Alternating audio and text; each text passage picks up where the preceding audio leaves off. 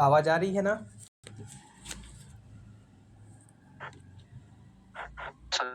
Yes sir.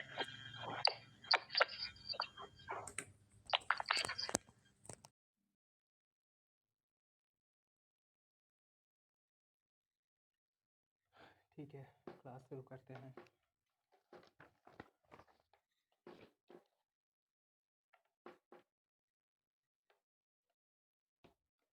आज हम EM waves के बारे में पढ़ने वाले हैं। ठीक है, विद्युत चुंबकीय तरंगों के बारे में जो है वो पढ़ने वाले हैं। ठीक है, विद्युत चुंबकीय तरंगें क्या होती हैं? वे तरंगें जो एक दूसरे के लंबवत तलों में विद्युत क्षेत्र एवं चुंबकीय क्षेत्र के दोलनों से बनती हैं। इन्हें हम लोग क्या बोलेंगे? विद्युत चुंबकीय तरंग बोलेंगे। ठीक है, इस टाइप से हम लोग का ये होगा। ये मान लेते हैं ये एक्स डायरेक्शन है, ये एक्स डायरेक्शन है, और ये जो है वाई डायरेक्शन है, और ये हम लोग का जेड डायरेक्शन है। ठीक है, तब इसमें क्या होते हैं? विद्युत क्षेत्र, ये इस टाइप से जो होगा ये विद्युत क्षेत्र होगा, और चुंबकीय क्षेत्र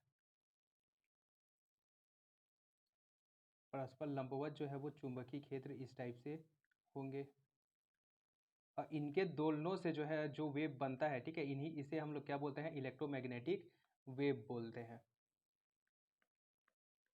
ये इस टाइप से हम लोग का ये रहता है। ठीक है, इसे हम लोग क्या बोलेंगे? ईएम वेव या इलेक्ट्रोमैग्नेटिक वेव बोलेंगे।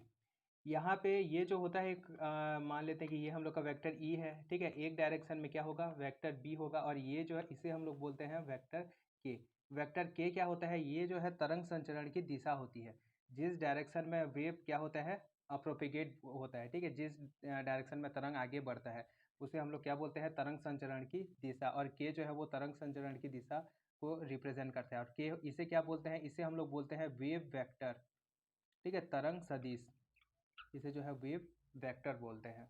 तो ये इस टाइप से हम लोग का ईएम वेव होता है। इसमें क्या होता है? ये जो तरंग है वो एक दूसरे के लंबवत तलों में विद्युत क्षेत्र और चुंबकीय क्षेत्र जो एक दूसरे के लंबवत होते हैं के दोलनों से बनता है, तथा ये दोलन तरंग संचरण की दिशा के लंबवत होते हैं। ठीक है, जो के होता है वेक्टर के, उसके लंबवत होंगे।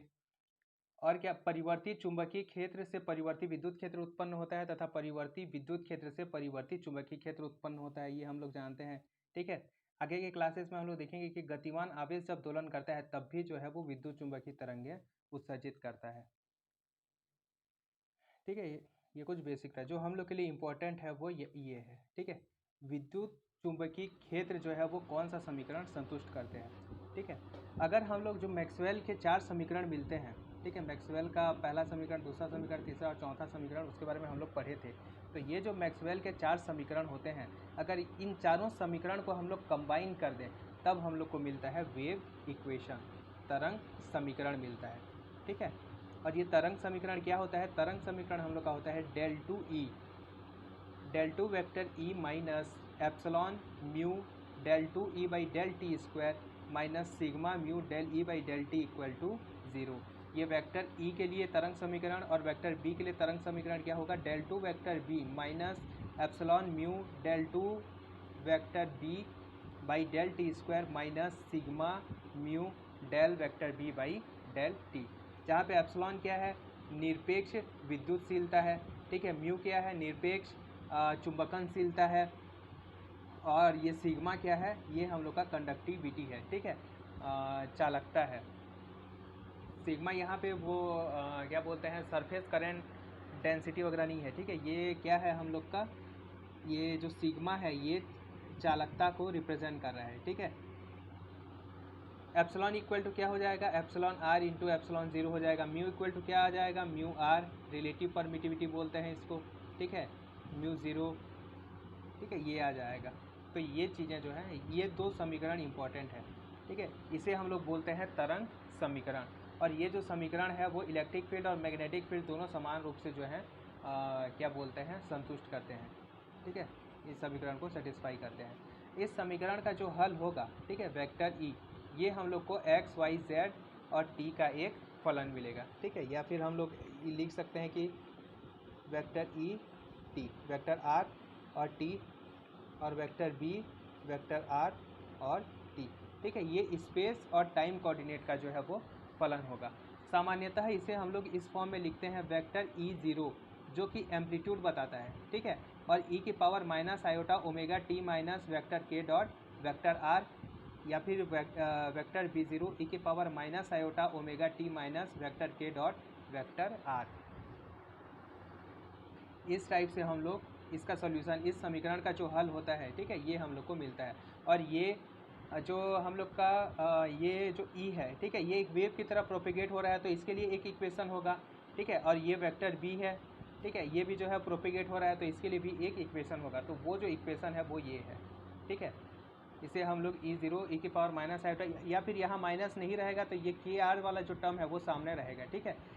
Vector k dot vector r minus omega T होगा, ठीक है, यहाँ पे भी vector k dot vector r minus omega T होगा अगर यहाँ पे माइनस नहीं होगा, तो दोनों तरह से जो है लिखा जाता है, ठीक है। और ये जो हल है ये माध्यम के गुणों पर निर्भर करता है। ये माध्यम के गुण मतलब वो माध्यम के लिए परमिटिविटी क्या है, ठीक है, परमिएबिलिटी क्या है, उसके लिए सिग्मा का वैल्यू क्या है, इन पर जो है वो निर्भर करेगा। अलग अलग माध्यम के लिए ये जो वैल्यू है वो अलग अलग होता है, तो अलग ये जो सोल्यूशन है वो भी क्या होगा, अलग अलग होगा, ठीक है। ये जो हल होता है वो माध्यम के गुणों पर निर्भर करेगा। विद्युत चुंबकीय तरंग के गुण, विद्युत चुंबकीय तरंग में जो है वो क्या क्या गुण होते हैं ये देख लेते हैं। ये तरंगें जो है निर्वात में भी गमन कर सकती हैं। जो विद्युत चुंबकीय तरंगें होती हैं ये निर्वात में भी गमन कर सकती हैं, और निर्वात में जो EM तरंगें होती हैं वो प्रकाश की चाल से गमन करती हैं, ठीक है। V इक्वल टू क्या होता है, C होता है, ठीक है, और इसका वैल्यू 1/√μ0ε0 होगा, ये आगे देखेंगे। किसी माध्यम में EM तरंगों की चाल ये निर्वात में है, ठीक है, निर्वात में इसकी चाल जो है वो प्रकाश की चाल के बराबर होता है, ठीक है। लेकिन किसी माध्यम में इसकी चाल जो है वो प्रकाश के चाल के बराबर नहीं होती। इसका एक स्पेशल चाल होता है, चाल का जो है एक वैल्यू होता है V, और इसका वैल्यू क्या होता है 1/√μ इंटू E, निरपेक्ष विद्युतशीलता और निरपेक्ष चुंबकनशीलता का गुणनफल, ठीक है। किसी माध्यम में EM तरंगों का जो चाल होता है वो 1/√μE के बराबर होता है, जहाँ म्यू निरपेक्ष चुंबकनशीलता है और E जो है वो निरपेक्ष विद्युतशीलता है। तरंग संचरण की दिशा विद्युत क्षेत्र तथा चुंबकीय क्षेत्र के लंबवत होता है, ठीक है। तो तरंग संचरण का जो डायरेक्शन होगा वो क्या होगा, विद्युत क्षेत्र और चुंबकीय क्षेत्र के लंबवत होता है। EM वेव के लिए किसी माध्यम की नैच प्रतिबाधा या इंट्रिंसिक इम्पीडेंस, इससे जो है बहुत सारा क्वेश्चन मतलब पूछा है। ये लगभग हर साल ना इंट्रिंसिक इम्पीडेंस से जो है वो रिलेटेड क्वेश्चन पूछा ही है। ये बहुत ही इंपॉर्टेंट होता है, ठीक है, बहुत ही इंपॉर्टेंट फार्मूला है। जो इंट्रिंसिक इम्पीडेंस होता है उसका वैल्यू होता है म्यू V ओमेगा, ठीक है।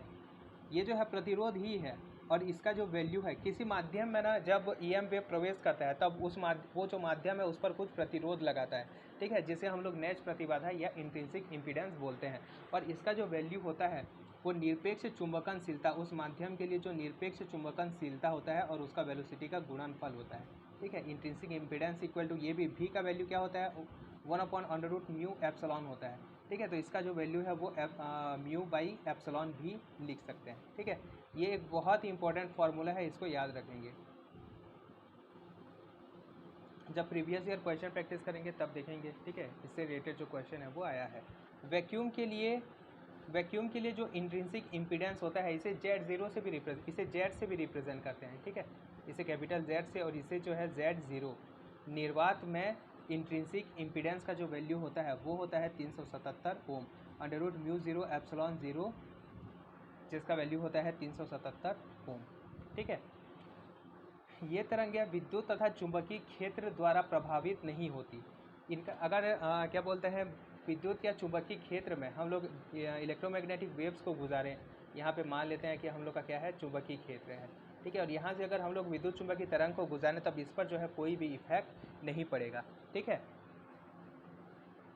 ये जो है तरंगें जो होती हैं आवेश रहित होती हैं, इन पर कोई भी आवेश नहीं होता, इसीलिए चुंबकीय क्षेत्र और विद्युत क्षेत्र जो है इस पर किसी भी प्रकार का बल जो है वो नहीं लगाती हैं।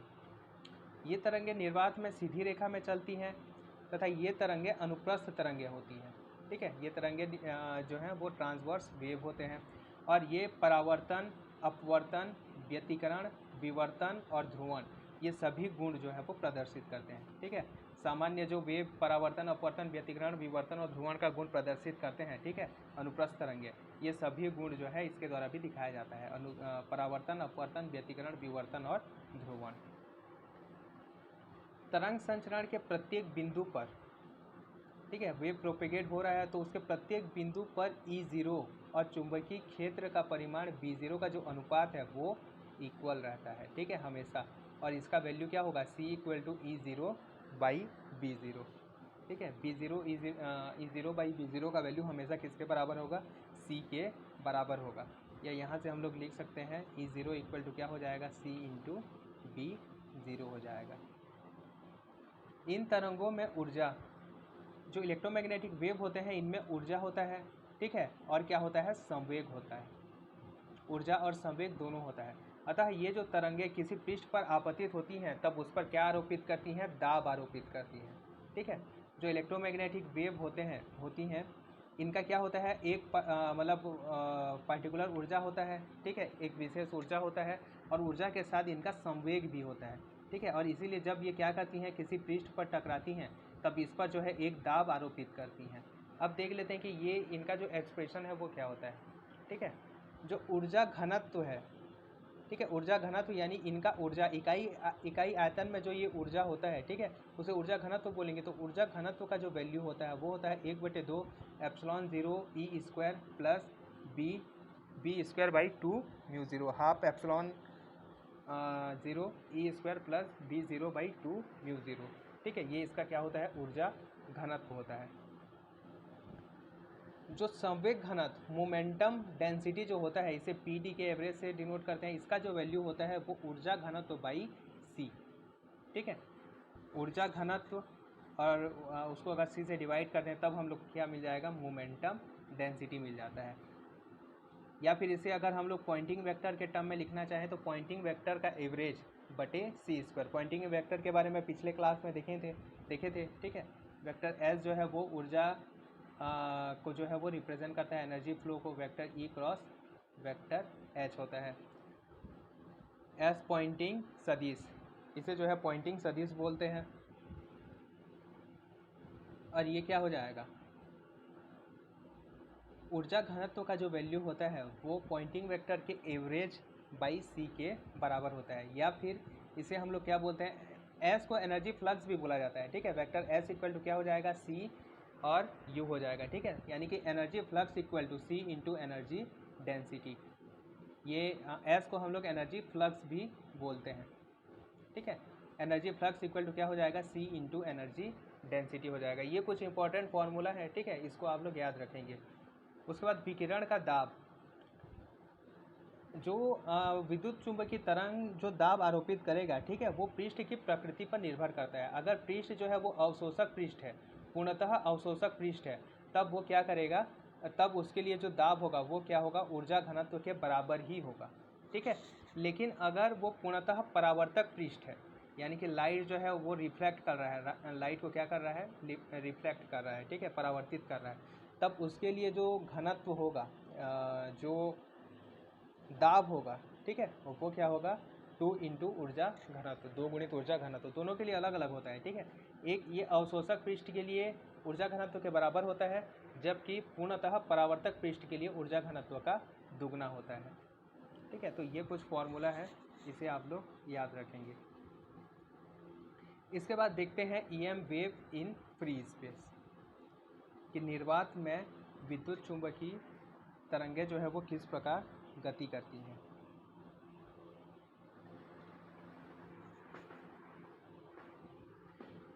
फ्री स्पेस का मतलब क्या है, इसमें क्या क्या कंडीशंस होंगे।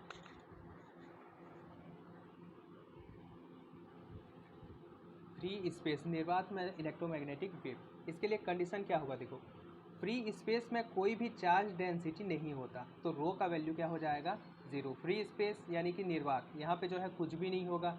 ठीक है,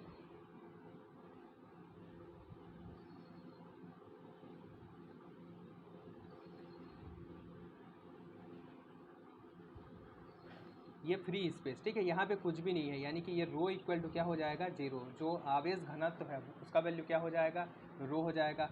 कोई कंडक्टिविटी नहीं होगा, इसका वैल्यू भी क्या आ जाएगा, ज़ीरो हो जाएगा। अगर कोई चार्ज नहीं है तो Q इक्वल टू भी क्या हो जाएगा, ज़ीरो हो जाएगा।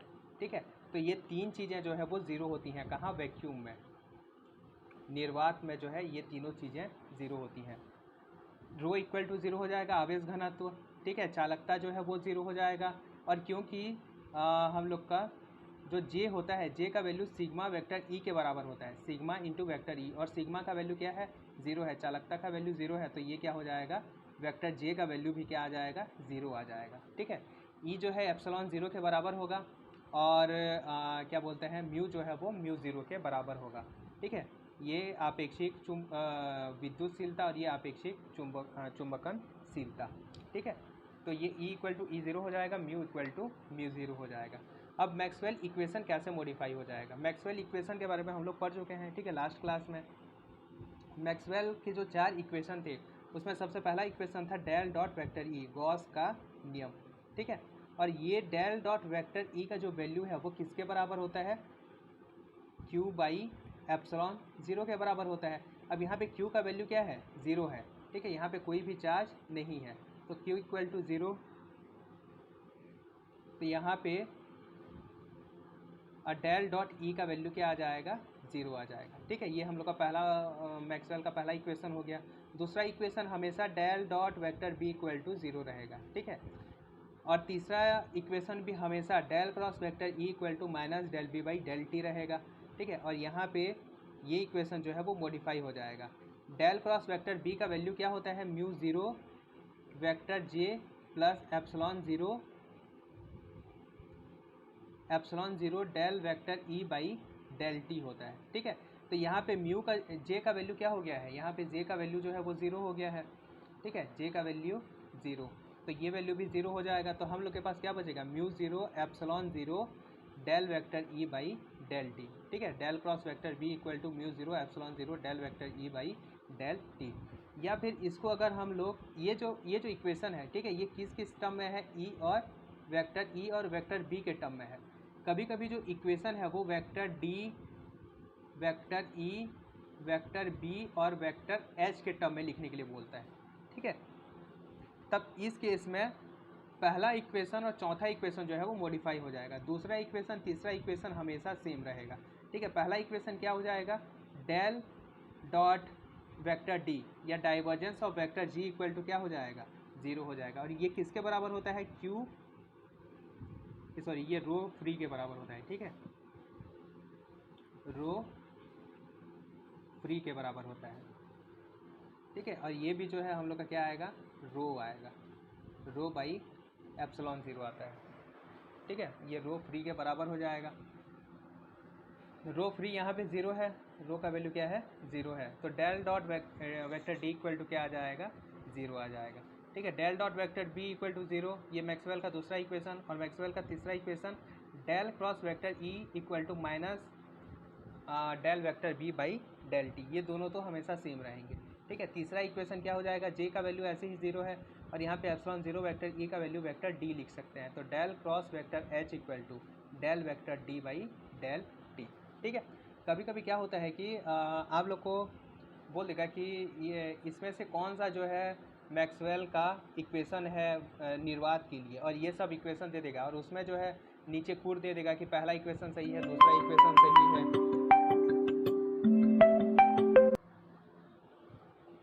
ठीक है, इस टाइप से दे देगा, आपको जो है वो सही इक्वेशन उसमें छांटना रहता है। ठीक है, तो ये जो इक्वेशन है ये बहुत ही इम्पॉर्टेंट है। ठीक है, मैक्सवेल का इक्वेशन जो है वो निर्वात के लिए याद रखेंगे। ये वेक्टर ई और वेक्टर बी के टर्म्स में है, और ये जो है vector D, vector E, vector B और वेक्टर एच के टर्म्स में है। इसके लिए वेव इक्वेशन, क्योंकि यहाँ पे सिग्मा का वैल्यू क्या है, यहाँ पे सिग्मा का वैल्यू ज़ीरो है, तो यहाँ पे ये सिग्मा वाला टर्म जो है वो नहीं आएगा, ऊपर जो पढ़े थे। ठीक है, सिग्मा वाला टर्म नहीं आएगा। वेव इक्वेशन में सिर्फ दो ही टर्म बचेंगे, del two vector E minus mu zero epsilon zero del two vector E by del T का स्क्वायर। ये होता है वेव इक्वेशन, किसके लिए, निर्वात के लिए। ठीक है, निर्वात के लिए और इलेक्ट्रिक फील्ड के लिए जो वेव इक्वेशन होगा ये होगा। निर्वात में वेक्टर बी के लिए वेव इक्वेशन क्या होगा, ये del two vector B minus mu zero epsilon zero del two vector B by del T square equal to zero. ठीक है, ये जो है निर्वात में विद्युत क्षेत्र और चुंबकीय क्षेत्र के लिए तरंग समीकरण है।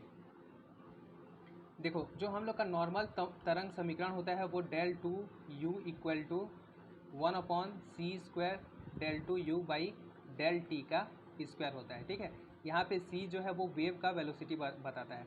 अगर यहाँ से हम लोग कंपेयर करें तो 1/c² का वैल्यू क्या आ जाएगा, μ0 एप्सिलॉन 0, यानी c का जो वैल्यू है वो क्या आ जाएगा 1/√μ0 एप्सिलॉन 0 आ जाएगा। तो यहाँ से हम लोग को क्या मिल जाता है, वेलोसिटी ऑफ वेव। ये जो तरंग, ये जो e जिस वेलोसिटी से गति करेगा, ठीक है, उसका वैल्यू क्या आ जाएगा, v इक्वल टू 1/√μ0 एप्सिलॉन 0। और ये 1/μ0 एप्सिलॉन 0 का जो वैल्यू होता है वो c के बराबर होता है। ठीक है, इसीलिए हम लोग क्या बोलते हैं कि जो निर्वात में तरंग, इलेक्ट्रोमैग्नेटिक जो तरंग है वो इस light of speed of light से मोशन करता है। ठीक है, प्रकाश की चाल से जो है वो गति करता है। अब ये जो तरंग समीकरण है इसका सॉल्यूशन क्या आ जाएगा, तरंग समीकरण का जो सॉल्यूशन है हमें इस फॉर्म में मिलेगा। ठीक है, ये जो निर्वात के लिए जो तरंग समीकरण है, जब उसका हम लोग सॉल्यूशन लिखेंगे तो वेक्टर ई जो आएगा, ठीक है, वो आई कैप ई एक्स और जेड टी, ये जो है जेड टी का फलन होगा, लेकिन ये कौन सा कंपोनेंट होगा, सिर्फ एक्स का कंपोनेंट होगा। ठीक है, मान लेते हैं कि ई जो है वो एक्स डायरेक्शन में है और बी जो है वो तब बी जो है वो वाई डायरेक्शन में होगा और जेड जो है वो क्या बोलते हैं, ये जे कैप है, और जेड डायरेक्शन में क्या होगा, तरंग जो है वो संचरित होगा। ठीक है, निर्वात के लिए आप लोग याद रखेंगे कि वैक्यूम के लिए जो तरंग समीकरण का जो हल होता है, ठीक है, इसमें वेक्टर ई और वेक्टर बी हम लोग को मिलेगा। ठीक है, ये वाला तरंग समीकरण हल करेंगे तो ये वाला तरंग समीकरण हल करेंगे तो वेक्टर ई मिलेगा, ये वाला तरंग समीकरण हल करेंगे तो वेक्टर बी मिलेगा। तो वेक्टर ई का जो वैल्यू होगा वो सिर्फ और सिर्फ एक स्पेस कोऑर्डिनेट जेड और टाइम के कोऑर्डिनेट टी पे जो है वो निर्भर करेगा। ठीक है, एक स्पेस कोऑर्डिनेट, यहाँ पे कुछ भी हो सकता है, एक्स वाई जेड, हम लोग ये माने हैं कि ये जो है सिर्फ एक्स पे डिपेंड करता है, लेकिन बस ये जरूरी है कि ये जो है सिर्फ एक ही स्पेस कोऑर्डिनेट पे डिपेंड करेगा। ठीक है, और वेक्टर बी भी जो है वो एक ही स्पेस कोऑर्डिनेट पे डिपेंड करेगा। ठीक है, और ई जो है वो ई एक्स के टर्म में लिए हैं तो बी जो है वो बी वाई होगा। इस टाइप से ही हमेशा इस टाइप से मिलेगा। ठीक है, ये जो हम लोग का EM वेव बनाए थे,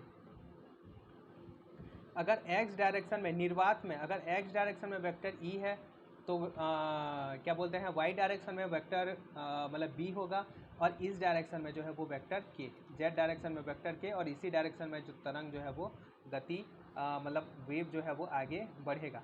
देखो यहाँ पे हम लोग इसे जेड का फंक्शन क्यों बोल रहे हैं, ये बी को जेड का फंक्शन क्यों बोल रहे हैं, क्योंकि ये आखिर आगे तो जेड ही डायरेक्शन में बढ़ रहा है ना। ये जो एक्स है, भले ही ये एक्स डायरेक्शन में क्या कर रहा है, दोलन कर रहा है। ठीक है, लेकिन ये आगे कहाँ बढ़ रहा है, इसका अगर हम लोग देखें वेलोसिटी का डायरेक्शन देखें तब ये आगे तो जेड डायरेक्शन में ही बढ़ रहा है ना, इसीलिए ये क्या होगा, जेड का फलन होगा। और सेम वेक्टर बी भी, वेक्टर बी दोलन वाई डायरेक्शन में कर रहा है। ठीक है, लेकिन आगे किस डायरेक्शन में बढ़ रहा है, जेड डायरेक्शन में बढ़ रहा है, इसीलिए ये जेड का फलन होगा। ये इंपॉर्टेंट है। ठीक है, बस इसमें आप इतना याद रखेंगे कि ई जो है ये इसका एक्स कंपोनेंट होगा और ये जेड और टी पे डिपेंड करेगा, और वेक्टर बी भी जो है वो जेड और टी पे डिपेंड करेगा, जहाँ पे जेड जो है कौन सा डायरेक्शन है, वो वेव के प्रोपेगेशन का डायरेक्शन है। ठीक है, ये इसका जो वैल्यू होगा वो E0x e⁻⁻⁴ माइनस के जेड, यहाँ पे आर नहीं आएगा, के डॉट आर, अब क्या आएगा, के जेड आएगा। ठीक है, और इसमें भी क्या आएगा, ω t माइनस के जेड ही आएगा, और ये जो है वाई वाला कंपोनेंट, ये आई कैप जे कैप। ठीक है, ये आगे इसके बारे में प्रॉपर्टीज़ में पढ़ेंगे ये सब। डायरेक्शन ऑफ प्रोपेगेशन, जो तरंग संचरण की दिशा होती है वो के कैप के अनुदिश होती है। अब देखो इसका प्रॉपर्टीज़ देख लेते हैं। ठीक है, सबसे पहला तो पढ़ चुके हैं, निर्वात में इलेक्ट्रोमैग्नेटिक तरंगें जो होती हैं वो प्रकाश की चाल से गति करती हैं, v = c के बराबर होता है। ठीक है, वेक्टर ई, दूसरा प्रॉपर्टी क्या है, बहुत इंपॉर्टेंट है, वेक्टर ई तथा वेक्टर बी सदैव लंबवत होते हैं। ठीक है, vector E dot vector B = क्या हो जाएगा, 0, एक दूसरे के लंबवत हैं, तो vector E dot vector B dot product अगर लंबवत है तो क्या आता है, 0 आता है, तो vector E dot vector B = क्या हो जाएगा, 0 आ जाएगा। तथा तरंग संचरण की दिशा वेक्टर ई तथा वेक्टर बी के लंबवत होती है। ठीक है, ये जो वेक्टर के है, vector K dot vector E का जो वैल्यू है वो क्या आएगा, 0 आएगा, और ये भी इक्वल टू है, ठीक है, वेक्टर के,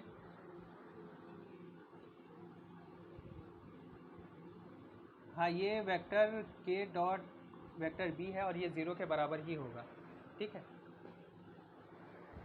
vector K dot vector B equal to क्या आ जाएगा, 0 आ जाएगा, ठीक है। यानी तरंग संचरण, अब इसका मतलब क्या है, देखो ये वेक्टर ई और वेक्टर बी हमेशा एक दूसरे के परपेंडिकुलर होंगे, अगर एक एक्स डायरेक्शन में है तो दूसरा जो है वो वाई डायरेक्शन में होगा, ठीक है। और इसके सिवा ये जो तरंग संचरण की दिशा है जेड डायरेक्शन, इनके लंबवत होंगे दोनों, वेक्टर ई भी जेड के लंबवत होगा और वेक्टर बी भी किसके जेड के लंबवत होगा।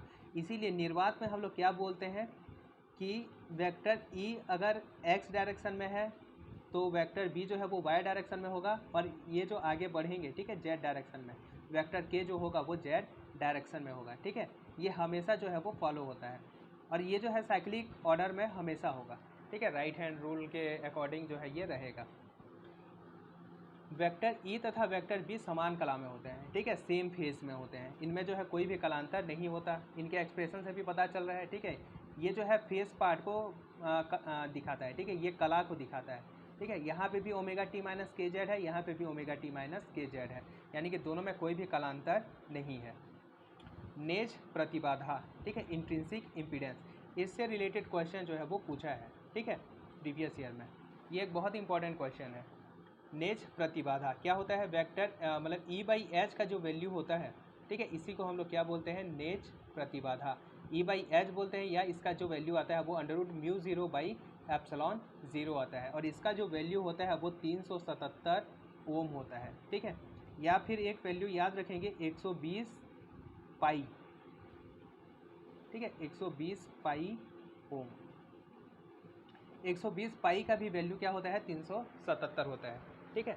तो ये जो है हम लोग का लगभग 377 ओम के बराबर होता है, ये वैल्यू याद रखेंगे आप लोग, ठीक है, ये मोस्ट इंपॉर्टेंट है। नेज प्रतिबाधा, डायरेक्ट क्वेश्चन पूछा है कि निर्वात में जो है वो नेज प्रतिबाधा इंट्रिंसिक इम्पीडेंस का क्या बोलते हैं, वैल्यू क्या होता है, और इंट्रिंसिक इम्पीडेंस क्या होता है, जब तरंग निर्वात में संचरण करना चाहता है तब निर्वात इस पर कुछ प्रतिरोध लगाता है, ठीक है, इसी को हम लोग क्या बोलते हैं, नेज प्रतिबाधा बोलते हैं, और इसका वैल्यू क्या होता है, E by H under root mu 0 by epsilon 0 equal to 377 ओम।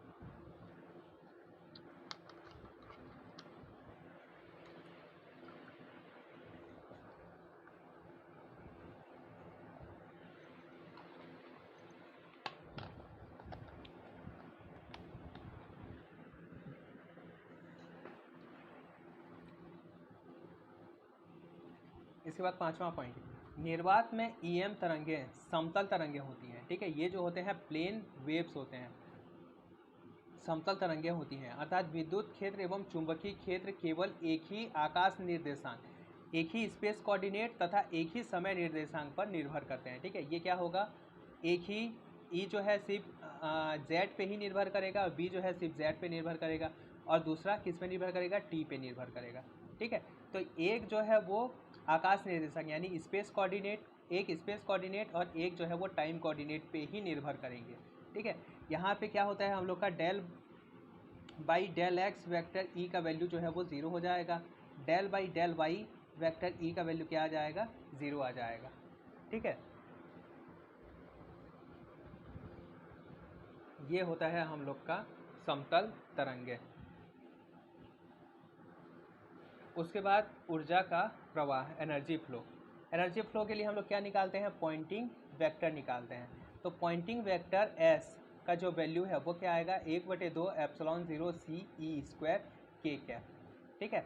हम लोग जानते हैं कि जो पॉइंटिंग वेक्टर होता है वो हमेशा तरंग संचरण की दिशा में होता है, और यहाँ पे तरंग संचरण की दिशा क्या है, के कैप है, ठीक है, के डायरेक्शन में है, तब यहाँ पे जो हम लोग का पॉइंटिंग वेक्टर है वो क्या आ जाएगा, 1/2 एप्सलॉन 0 सी ई स्क्वायर के बराबर आ जाएगा। अगर पॉइंटिंग वेक्टर का एवरेज निकालें तो पॉइंटिंग वेक्टर का एवरेज क्या आ जाएगा, 1/2 सी एप्सलॉन 0 ई स्क्वायर आ जाएगा, ये एस एवरेज का वैल्यू है। एक चीज़ इसमें याद रखेंगे कि जो इलेक्ट्रोस्टैटिक एनर्जी और मैग्नेटोस्टैटिक एनर्जी रहता है, ठीक है, इलेक्ट्रिक फील्ड में एनर्जी और मैग्नेटिक फील्ड में एनर्जी जो है वो बराबर रहता है। और किसके बराबर रहता है? 1/4 एप्सिलॉन 0 E0 का स्क्वायर, या जो एनर्जी डेंसिटी है उसका आधा, ठीक है।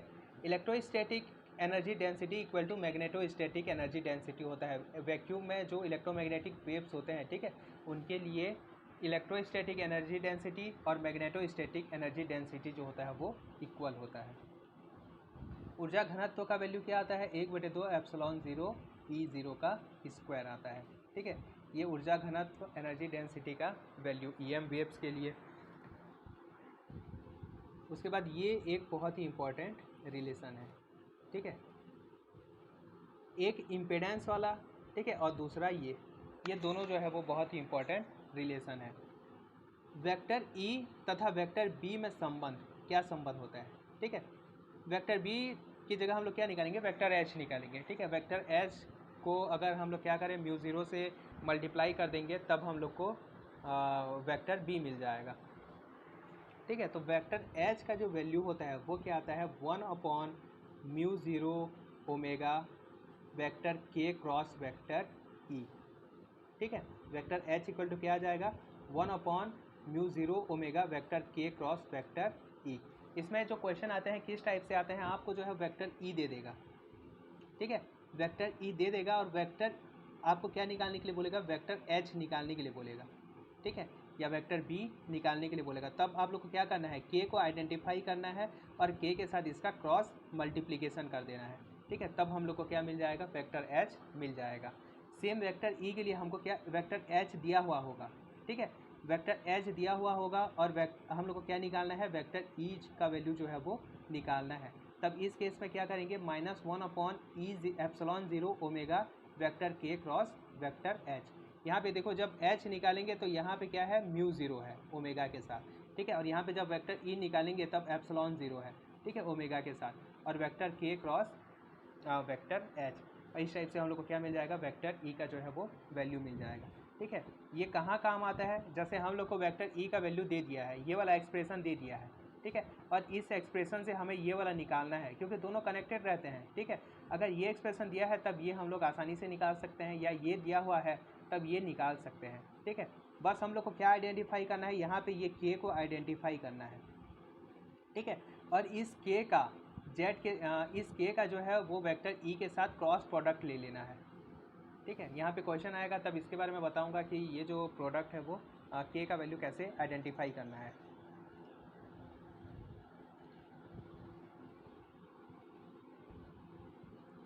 उसके बाद आता है इम्पीडेंस Z0। इम्पीडेंस का जो वैल्यू होता है वो E0/H0 होता है, ठीक है।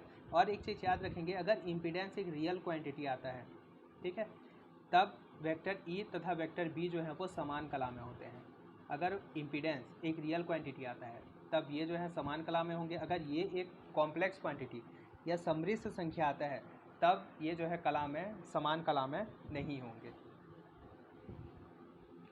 Vector K dot vector E का जो वैल्यू होता है वो 0 के बराबर होता है, ये पढ़ चुके हैं, ठीक है। Vector K dot vector B का वैल्यू 0 होता है, यानी ये जो तरंगें होती हैं वो ट्रांसवर्स होती हैं, ठीक है, अनुप्रस्थ तरंगें होती हैं।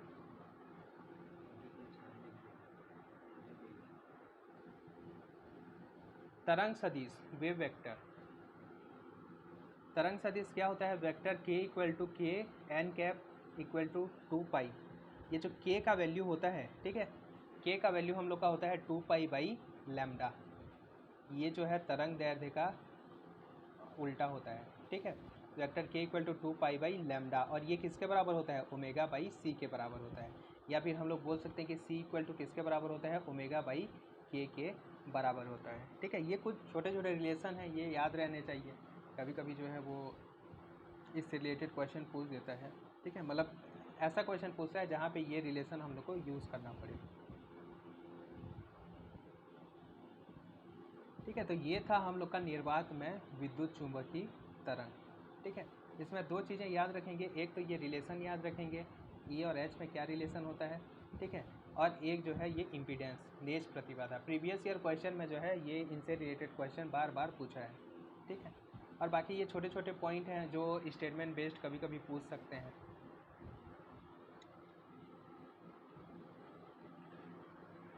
इसके बाद देखते हैं किसी पदार्थ के अंदर, ठीक है, अगर चालक माध्यम है तब इलेक्ट्रोमैग्नेटिक वेव्स जो हैं वो किस तरह से बिहेव करेंगे, ठीक है, कंडक्टिंग मीडियम या फिर चालक माध्यम। जैसे कि हम लोग का कोई ठोस चालक गोला है, ठीक है, इसके अंदर अगर विद्युत चुंबकीय तरंगें प्रवेश कर रही हैं तब वो कैसे बिहेव करेंगी, ठीक है, इसके बारे में। चालक माध्यम, देखो चालक माध्यम में हम लोग का सबसे पहले तो सिग्मा इक्वल टू 0 नहीं होगा, तो जो वेक्टर जे है करंट डेंसिटी का वैल्यू क्या आ जाएगा, सिग्मा वेक्टर ई के बराबर आ जाएगा। वेक्टर बी इक्वल टू क्या आ जाएगा हम लोग का, वेक्टर एच इंटू म्यू, ठीक है, म्यू वेक्टर एच आ जाएगा। म्यू क्या है, इंट्रिंसिक ये जो है आपेक्षिक निरपेक्ष विद्युतशीलता है, चुंबकनशीलता है, ठीक है। और एप्सिलॉन क्या है, निरपेक्ष विद्युतशीलता है। और यहाँ पे वेक्टर डी का वैल्यू क्या होता है, एप्सिलॉन वेक्टर ई, ठीक है, ये कुछ कंडीशन है। और यहाँ पे ई का जो वैल्यू है वो अलग अलग मतलब इस माध्यम के लिए अलग अलग माध्यम के लिए अलग अलग रहेगा, ठीक है। ई का वैल्यू ई आर इंटू ई ज़ीरो, जहाँ पे इसे हम लोग परावैद्युतांक बोलते हैं, ठीक है। और म्यू का वैल्यू क्या आ जाएगा, म्यू आर म्यू ज़ीरो आ जाएगा। अब इसके लिए देखो मैक्सवेल इक्वेशन क्या होगा। पहला मैक्सवेल इक्वेशन क्या हो जाएगा, vector del dot vector E equal to rho by epsilon. ये तो सेम रहेगा, vector del dot vector B equal to 0 हमेशा, ठीक है। Del cross vector E equal to minus del vector B by del T. और चौथा equation हम लोग का हो जाएगा del cross vector B equal to mu 0 नहीं होगा, ये म्यू होगा, ठीक है, mu J vector J plus ये एप्सिलॉन 0 भी नहीं होगा, ठीक है, epsilon del vector E by del T हो जाएगा। ये किस टर्म में है, ये वेक्टर ई और वेक्टर बी के टर्म में है। अगर इसको वेक्टर डी बी ई और एच के टर्म में लिखना चाहें तो पहला इक्वेशन हम लोग का क्या हो जाएगा, del dot vector D equal to rho free हो जाएगा, ठीक है, यहाँ एप्सिलॉन वाला टर्म नहीं आएगा। Del vector del dot vector B equal to क्या आ जाएगा, 0 आ जाएगा। Del cross vector E equal to minus del B by del T, ये दोनों सेम रहेगा, ठीक है। और del cross vector H equal to, यहाँ पे म्यू को इधर पक्षांतर कर देंगे तब ये बी बाई म्यू जो है वो एच बन जाएगा। Vector J plus del vector D by del T आ जाएगा, ठीक है। ये होता है हम लोग का मैक्सवेल के इक्वेशन, किसके लिए, चालक माध्यम के लिए, किसी चालक माध्यम के लिए जिसकी चालकता क्या है, सिग्मा है, ठीक है, जिसकी चालकता क्या है, सिग्मा है, उसके लिए ये मैक्सवेल इक्वेशंस है। इस मैक्सवेल इक्वेशन से अगर हम लोग वेव इक्वेशन निकालें, सभी मैक्सवेल इक्वेशन को अगर एक साथ लिखें तब ये जो है हम लोग को वेव इक्वेशन मिलता है। और चालक माध्यम के लिए वेव इक्वेशन क्या हो जाएगा, del two vector E minus epsilon mu del two vector E by del T square minus sigma mu del vector E by del T equal to 0। और del two vector B minus epsilon mu del two vector B by del T square minus sigma mu del vector B by del T, ठीक है। ये जो है हम लोग का wave equation है, किसके लिए, चालक माध्यम के लिए। इसका सॉल्यूशन क्या होगा, इसका सॉल्यूशन हम लोग को vector E equal to E zero vector E के power iota vector K dot vector R minus omega T, vector B equal to B zero E की power iota vector R dot vector K dot vector R minus omega T, ठीक है। यहाँ पे जो important point है वो क्या है कि वेक्टर के वेक्टर ई ज़ीरो और वेक्टर बी ज़ीरो समृद्ध राशियाँ हैं, ठीक है, क्या होंगे, कॉम्प्लेक्स संख्याएं होंगी, कॉम्प्लेक्स क्वांटिटीज़ होंगी, ठीक है। ये सब क्या है, कॉम्प्लेक्स हैं, अल्फ़ा प्लस आयोटा बीटा के फॉर्म में रहेंगी। जहाँ पे वेक्टर के का जो वैल्यू है, ठीक है, के का जो वैल्यू है, वेक्टर के का वैल्यू क्या आ जाएगा, के इंटू एन कैप आता है, जहाँ पे एन कैप जो है वो तरंग संचरण की दिशा है। जैसे इससे पहले वाले एग्जाम्पल में क्या था, जेड कैप था, तो एन कैप इक्वल टू क्या आ जाता है, जेड कैप आ जाता है। और के जो है इसका मैग्नीट्यूड है, ठीक है। तो यहाँ पे ये जो के का वैल्यू है वो क्या आएगा, अल्फ़ा प्लस आयोटा बीटा। ये क्या है, एक सम्मिश्र संख्या है, ठीक है। इसका क्या इफेक्ट पड़ेगा आगे देखते हैं, ठीक है। यहाँ पे के का जो वैल्यू है, के एक सम्मिश्र संख्या है तो के का value alpha plus iota beta आ जाएगा। अगर के का स्क्वायर निकालें तो के स्क्वायर का वैल्यू क्या आ जाएगा, alpha square minus beta square plus 2 iota alpha beta. ठीक है, ये इसका रियल पार्ट है और ये इसका इमेजिनरी पार्ट है। ठीक है, तो रियल पार्ट प्रथम पद, ठीक है, ये जो प्रथम पद है ये होता है alpha square minus beta square, और इसका वैल्यू होता है म्यू एप्सिलॉन ओमेगा स्क्वायर, ये याद रखेंगे।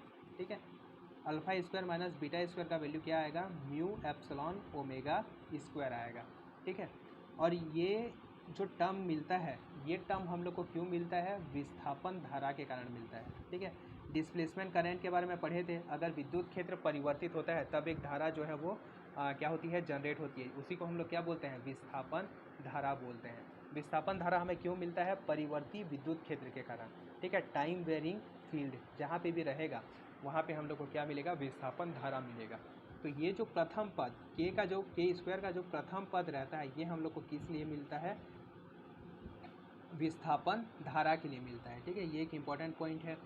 और जो इसका इमेजरी वाला पार्ट है 2 अल्फ़ा बीटा, ठीक है, ये जो 2 अल्फ़ा बीटा होता है इसका वैल्यू होता है म्यू ओमेगा और सिग्मा। ठीक है, म्यू ओमेगा और सिग्मा, और ये जो मिलता है हम लोग को चालन धारा के कारण। ठीक है, जैसे ही इसमें हम लोग वोल्टेज अप्लाई करते हैं तब करंट फ्लो होने लगता है, तो वो जो करंट के कारण हम लोग को जो टर्म मिलेगा, ठीक है, प्रोपेगेशन वेक्टर जो मिलेगा वो क्या होगा, 2 अल्फ़ा बीटा या म्यू ओमेगा सिग्मा होगा। ठीक है, ये दो टर्म्स इंपॉर्टेंट है। के स्क्वायर में जो पहला टर्म आता है वो विस्थापन धारा के कारण मिलता है, और जो इमेजिनरी वाला टर्म आता है वो चालन धारा के कारण या कंडक्शन करंट के कारण मिलता है। ठीक है,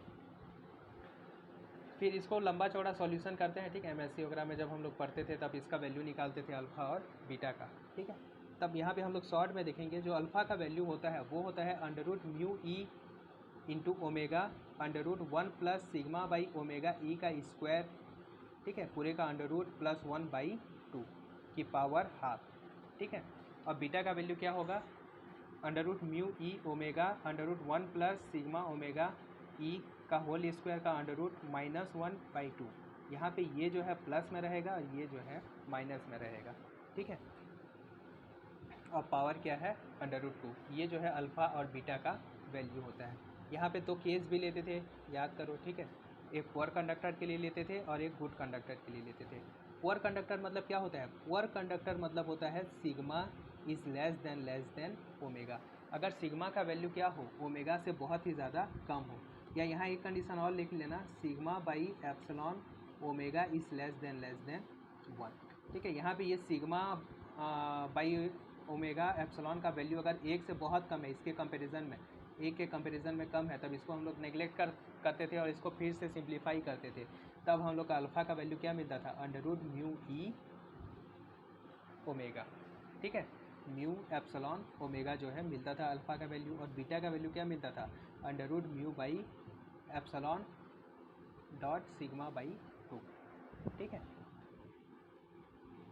sigma by 2 under root mu by epsilon, ये जो है बीटा का वैल्यू है। यहाँ बीटा को हम लोग अवमंदक पद भी कहा जाता है। ठीक है, एटेन्यूएशन टर्म, मतलब ये क्या करता है, ये जो है तरंग के वैल्यू को कम करता है। आगे देखेंगे, बी जो है वो आवृत्ति से स्वतंत्र होता है। ठीक है, पुअर कंडक्टर के लिए ये जो बीटा होता है हम लोग का, ठीक है, ये आवृत्ति पर ओमेगा पर निर्भर नहीं करता। गुड कंडक्टर के लिए कंडीशन क्या हो जाएगा, देखो यहाँ पे पुअर कंडक्टर के लिए कंडीशन क्या है, इसका चालक, पुअर कंडक्टर यानी चालकता कम होगा। ठीक है, सिग्मा का वैल्यू जो है वो कम होगा, यानी sigma is less than E by omega epsilon into omega. ठीक है, गुड कंडक्टर के लिए क्या होगा, सिग्मा का वैल्यू ज़्यादा होगा। ठीक है, sigma is greater than epsilon omega हो जाएगा। ठीक है, यानी सिग्मा का वैल्यू ज़्यादा हो जाएगा। तो यहाँ पे हम लोग का अल्फ़ा और बीटा का वैल्यू, गुड कंडक्टर के लिए अल्फ़ा और बीटा का वैल्यू लगभग बराबर होता है, म्यू सिग्मा ओमेगा बाई 2 के बराबर होता है। ठीक है, कभी कभी क्या होता है, ये सिग्मा का वैल्यू दे दिया रहता है, एप्सिलॉन और ओमेगा का वैल्यू दे दिया रहता है। ठीक है, तब हम लोग को क्या निकालना रहता है, इसका जो है टाइप निकालना रहता है कि वो कंडक्टर है। ठीक है, पुअर कंडक्टर या फिर इसे इंसुलेटर बोलते हैं। ठीक है, ये कंडीशन सेटिस्फाई होता है। इसके सिवा तीसरा एक कंडीशन रहता है, अगर सिग्मा का वैल्यू लगभग ई ओमेगा के बराबर आ जाए। ठीक है, ई ओमेगा के लगभग बराबर आ जाए तो इसे हम लोग बोलते हैं डाइलेक्ट्रिक्स। ठीक है, इस मीडियम को हम लोग क्या बोलेंगे, डाइलेक्ट्रिक्स बोलेंगे, अगर ये इसका वैल्यू क्या आ जाए, लगभग इक्वल आ जाए। ठीक है। और सिग्मा का वैल्यू ज़्यादा आ जाए तो कंडक्टर, सिग्मा का वैल्यू कम हो तो क्या आ जाएगा, ये पुअर कंडक्टर, ठीक है, या इंसुलेटर। उसके बाद एक टर्म आता है स्किन डेप्थ। स्किन डेप्थ क्या होता है,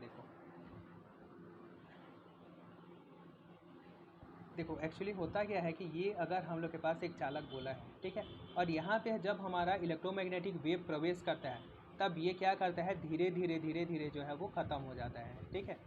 ये कुछ समय बाद जो है वो पूरी तरह से क्या हो जाएगा, ख़त्म हो जाएगा। और ये धीरे धीरे जो वैल्यू कम होता है, ठीक है, इसी को हम लोग बोलते हैं अवमंदन या फिर एटेन्यूएशन बोलते हैं, ठीक है। और ये किस कारण से होता है, ये बीटा के कारण से होता है, ठीक है। बीटा जो टर्म है, ठीक है, उस बीटा टर्म के कारण क्या होता है, ये एटेन्यूएशन होता है, ये जो है धीरे धीरे कम होता है। इसीलिए इस टर्म को हम लोग क्या बोलते हैं, बीटा को अवमंदक पद भी बोलते हैं। अब ये जो है एक समय बाद कुछ दूरी बाद जो है वो ज़ीरो हो जाता है। तो ये कितना दूरी चलेगा, ठीक है, इसी को हम लोग बोलते हैं डेल, स्किन डेप्थ। मतलब ये इलेक्ट्रोमैग्नेटिक वेव किसी में पदार्थ के अंदर, चालक पदार्थ के अंदर कितनी दूरी तक जा पाएगा, ठीक है, इसी को हम लोग क्या बोलेंगे, डेल या स्किन डेप्थ बोलते हैं, ठीक है, स्किन डेप्थ। और ये स्किन डेप्थ किसके, 1/बीटा के बराबर होता है, ठीक है, बीटा के व्युत्क्रमानुपाती होता है, 1/बीटा के बराबर होता है, ठीक है। ये कॉन्सेप्ट समझ में आया कि ये जो हम लोग का वेव रहता है, ठीक है, ये ऐसे पार नहीं चला जाता, ठीक है, ये इसी तरह से ये इसको पार क्रॉस नहीं कर सकता, ठीक है। इसका जो है वो एटेन्यूएशन होता है, ये जो है धीरे धीरे क्या होने लगता है, कम होने लगता है। तो ये जो वैल्यू जहाँ तक ये जाएगा, ज़ीरो होने से पहले जहाँ तक ये चलेगा जो डिस्टेंस, उसी को हम लोग बोलते हैं स्किन डेप्थ। और इसका जो, और ये जो होता है किस कारण से होता है, बीटा के कारण होता है। इसीलिए जो स्किन डेप्थ होता है वो बीटा के इन्वर्सली प्रोपोर्शनल होता है, ठीक है। अब डेल का वैल्यू क्या होता है, स्किन डेप्थ का वैल्यू होता है 1/बीटा। यह विद्युत चुंबकीय तरंगों के किसी चालक के अंदर प्रवेश करने की क्षमता की माप है, ठीक है। डेल जो स्किन डेप्थ होता है वो क्या बताता है हम लोग को कि कोई इलेक्ट्रोमैग्नेटिक वेव किसी चालक को, किसी कंडक्टर में कितना ज़्यादा पेनेट्रेट कर सकता है, ठीक है, वो चीज़ हमें स्किन डेप्थ से पता चलता है। स्किन डेप्थ का जो वैल्यू होता है वो 1/बीटा, ठीक है, बीटा का value mu sigma omega by 2 होता है। तो डेल का वैल्यू क्या आ जाएगा, 2/म्यू सिग्मा ओमेगा, ठीक है। कभी कभी जो है वो हो सकता है कि पूछ दे, ठीक है, अभी तक ऐसा पूछा नहीं है कि स्किन डेप्थ निकालने के लिए या क्या बोलते हैं, बीटा का वैल्यू निकालने के लिए। बाकी अगर कभी पूछ दे तो आप लोग को जो है ये सब याद रखना है, ठीक है। अब इसके कुछ प्रॉपर्टीज़ देख लेते हैं कि चालक के अंदर जो इलेक्ट्रोमैग्नेटिक वेव होते हैं इनके कुछ प्रॉपर्टी देख लेते हैं। सबसे पहले इसका जो चाल होता है वो प्रकाश की चाल से बहुत ही ज़्यादा कम होता है, ठीक है। और इनका जो वेलोसिटी होता है वो क्या होता है, ओमेगा बाई अल्फ़ा, ठीक है। यहाँ पे ओमेगा का वैल्यू रखेंगे और अल्फ़ा का जो लंबा चौड़ा एक्सप्रेशन है, ठीक है, ये अल्फ़ा का वैल्यू रखेंगे तब हम लोग को जो है उसका वेलोसिटी का एक्सप्रेशन मिल जाएगा, ठीक है। तो किसी चालक के अंदर जो ईएम तरंगें होती हैं, ठीक है, उसका जो वेलोसिटी होता है वो ओमेगा बाई अल्फ़ा। आप लोग यही याद रखेंगे कि इसका जो वैल्यू होता है वो ओमेगा बाई अल्फ़ा के बराबर होता है, ठीक है। Vector K dot vector E equal to 0, vector K dot vector B equal to 0, यानी कि वेक्टर ई और वेक्टर बी अब भी क्या है कि तरंग संचरण की दिशा के जो है वो लंबवत होते हैं और इसीलिए इन्हें हम लोग क्या बोलेंगे, अनुप्रस्थ तरंगें बोलेंगे, ठीक है। ये जो तरंगें होती हैं वो अनुप्रस्थ तरंगें होती हैं। वेक्टर एच इक्वल टू क्या हो जाएगा, म्यू ओमेगा, ठीक है, वहाँ पे म्यू 0 था निर्वात में, यहाँ पे क्या आ जाएगा, म्यू आ जाएगा, mu omega vector K cross vector ई आ जाएगा, ठीक है। और वेक्टर ई का वैल्यू क्या आ जाएगा, -1/ई ओमेगा, वहाँ पे सिर्फ एप्सिलॉन 0 ओमेगा था, यहाँ पे साथ में क्या आ जाएगा, आयोटा सिग्मा भी आ जाएगा, ठीक है, iota sigma vector K cross vector H. यहाँ पे वेक्टर ई तथा वेक्टर एच समान कला में नहीं होते हैं, ठीक है, समान कला में नहीं होंगे। क्यों नहीं होंगे, क्योंकि यहाँ पे जो हम लोग का इम्पीडेंस आएगा, आगे देखेंगे, ये देखो इम्पीडेंस, जो नेज प्रतिबाधा या इंट्रिंसिक इम्पीडेंस होता है, ठीक है, इसका वैल्यू क्या होता है, Z equal to 1 plus iota under root mu omega by sigma के बराबर होता है, ठीक है। अगर यहाँ पे हम लोग क्या करें, एप्सिलॉन का मल्टीप्लाई कर दें ऊपर नीचे, ठीक है, और ये वैल्यू अगर निकाल लें, ठीक है, म्यू 0 एप्सिलॉन 0, तब ये क्या आ जाएगा, 377, ये जो है इंट्रिंसिक के लिए, यही वाला फार्मूला आप लोग याद रखेंगे, ठीक है, ये वैल्यू भी आता है। ठीक है, तो नेच प्रतिबाधा क्या होता है, एक समृद्ध संख्या होता है। ठीक है, ये भी किस फॉर्म में है, ये a प्लस आयोटा b के फॉर्म में है। ठीक है, तो ये समृद्ध संख्या होता है। अब और जब हम लोग का इम्पीडेंस क्या हो, समृद्ध संख्या हो, तब ई तथा एच जो है वो समान कला में नहीं होते हैं। ठीक है, इनमें जो है कलांतर होता है, और कलांतर का वैल्यू कितना होता है, फाई इक्वल टू होता है tan inverse beta by alpha. ठीक है, tan इनवर्स सिग्मा बाई क्या बोलते हैं ओमेगा एप्सिलॉन, इसके बराबर आ जाएगा। ठीक है, ये जो होता है कलांतर होता है, ये याद रखेंगे। वेक्टर ई तथा वेक्टर एच में जो है वो कलांतर होगा।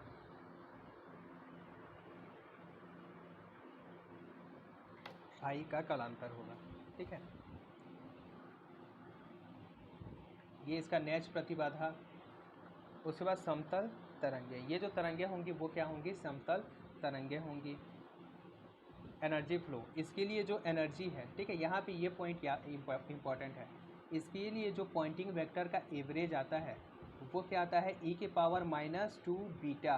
देखो e के power -2 beta N cap dot R vector R के समानुपाती होता है। ठीक है, और कॉस फाई जो कलांतर होता है उसके भी क्या होता है, समानुपाती होता है। ये दो टर्म याद रखेंगे। ठीक है, ये जो है इम्पॉर्टेंट है।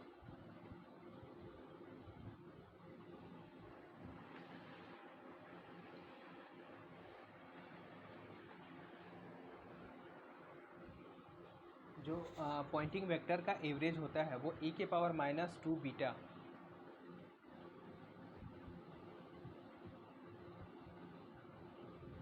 e के पावर -2 बीटा के क्या होता है, समानुपाती होता है। ठीक है, इसीलिए जैसे जैसे बीटा का वैल्यू बढ़ते जाता है ये जो एनर्जी है हम लोग का क्या होते जाता है, कम होते जाता है। ये इसी टर्म के कारण, ये जो एक्स्ट्रा टर्म आता है, ठीक है, इसी एक्स्ट्रा टर्म के कारण क्या होता है, यहाँ पे नीचे लिखा है, हाँ यहाँ पे देखो, ये e की पावर ये अल्फ़ा प्लस आयोटा बीटा अगर यहाँ पे रखेंगे, ठीक है, तो ये आयोटा और ये आयोटा मल्टीप्लाई होकर ये minus beta N cap dot R cap, ये वाला टर्म अलग हो जाएगा। ठीक है, अब क्या होगा, ये जो है वो पूरा फेस टर्म होगा, और ये वाला जो टर्म होगा वो एम्पलीट्यूड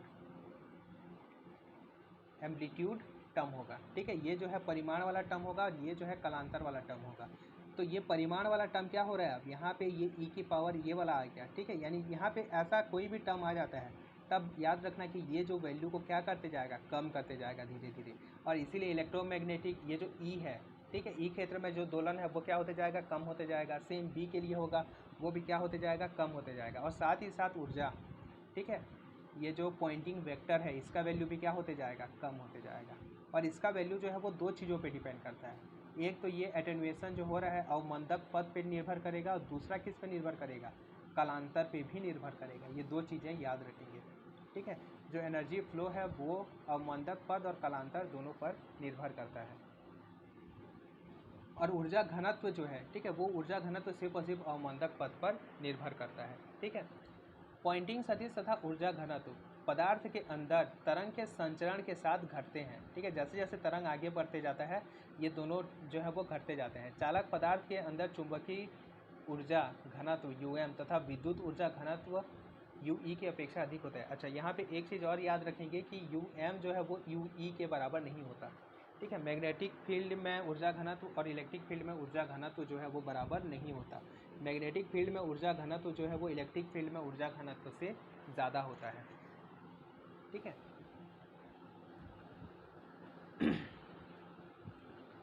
ये इस पद के कारण जो है वो तरंग का आयाम, ये जो आयाम है, ठीक है, ये संचरण के साथ घटता जाता है। ठीक है, तो ये होता है हम लोग का electromagnetic waves in conducting medium, किसी चालक के अंदर विद्युत चुंबकीय तरंगे।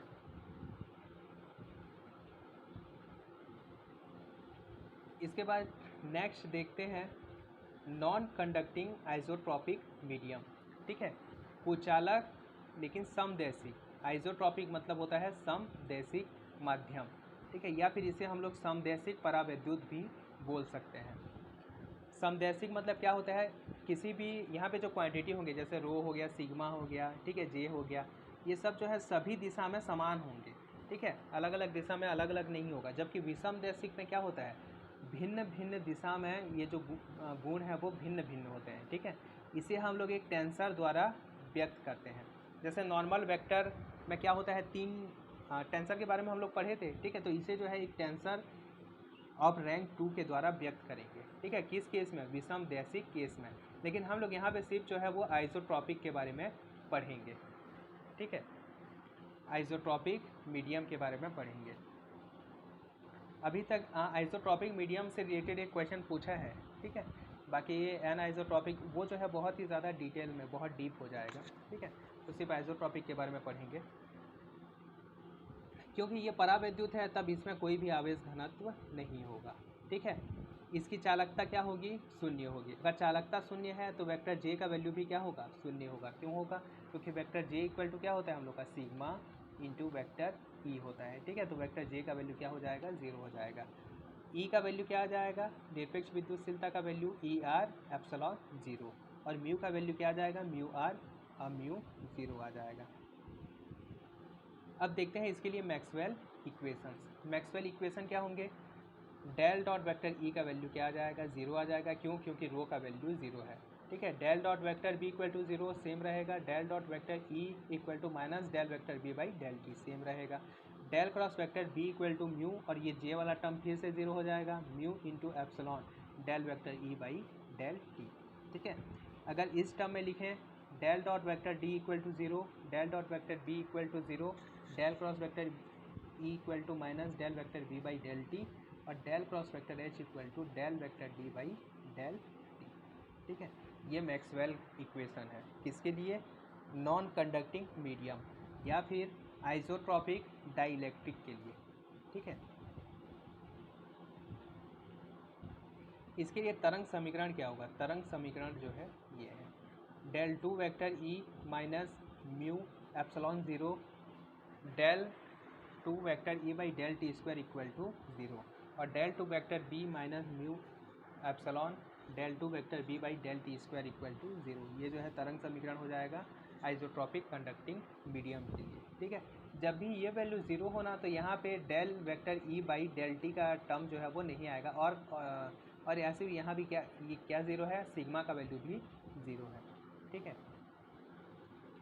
सॉल्यूशन ऑफ वेव इक्वेशन, इसका जो सॉल्यूशन आएगा वो हम लोग का क्या आएगा, vector E equal to vector E 0 E के power iota vector K dot vector R minus omega T, और vector B equal to vector B 0 E के power iota vector K dot vector R minus omega T, ठीक है। यहाँ पे vector E और vector B समृद्ध संख्या है, जबकि वेक्टर के यहाँ पे क्या है, एक वास्तविक संख्या है, ठीक है। कंडक्टिंग मीडियम के लिए क्या था, ये भी एक समृद्ध संख्या था, लेकिन नॉन कंडक्टिंग मीडियम के लिए ये क्या आ जाएगा, एक रियल क्वांटिटी या फिर एक वास्तविक राशि आ जाएगा, ठीक है। अब इसके कुछ प्रॉपर्टीज़ देख लेते हैं। जो तरंग की चाल होगी भी, इसका वैल्यू क्या आ जाएगा, 1/म्यू एप्सिलॉन आ जाएगा, ठीक है। अब म्यू को हम लोग क्या लिख सकते हैं, म्यू आर म्यू 0 लिख सकते हैं। एप्सिलॉन को क्या लिख सकते हैं, एप्सिलॉन 0 एप्सिलॉन आर। म्यू को यहाँ पे क्या लिखेंगे, म्यू 0 म्यू आर लिखेंगे, और एप्सिलॉन को क्या लिखेंगे, एप्सिलॉन 0 एप्सिलॉन आर लिखेंगे, ठीक है। तो म्यू 0 एप्सिलॉन 0 का अंडर रूट सी होता है, ठीक है। तो ये क्या आ जाएगा, सी बटे under root mu R epsilon R आ जाएगा। ये होता है तरंग की चाल, ये एक इम्पॉर्टेंट है, ठीक है। उस आइसोट्रॉपिक नॉन कंडक्टिंग मीडियम में अगर म्यू आर का वैल्यू 4 है, ठीक है, ई आर का वैल्यू 1 है, तब उसका वेलोसिटी क्या हो जाएगा, ऐसा क्वेश्चन दे सकता है। यहाँ पे ये दोनों वैल्यू को रख देंगे, ठीक है। अंडर रूट 4 का वैल्यू 2 आ जाएगा, यानी v इक्वल टू क्या आ जाएगा, c/2। तो ऐसा छोटा छोटा क्वेश्चन जो है इससे पूछ सकता है, ठीक है, तरंग की चाल से। यहाँ पे भी सेम, ये जो है अनुप्रस्थ तरंगें होती हैं। Vector K dot vector E equal to 0 और vector K dot vector B equal to 0, यानी तरंग संचरण की दिशा के लंबवत होगा वेक्टर ई भी, और तरंग संचरण की दिशा के लंबवत होगा वेक्टर बी भी, ठीक है। रिलेशन क्या होता है, वेक्टर एच इक्वल टू 1/म्यू omega vector K cross vector E, और वेक्टर ई इक्वल टू -1/एप्सिलॉन omega vector K cross vector H.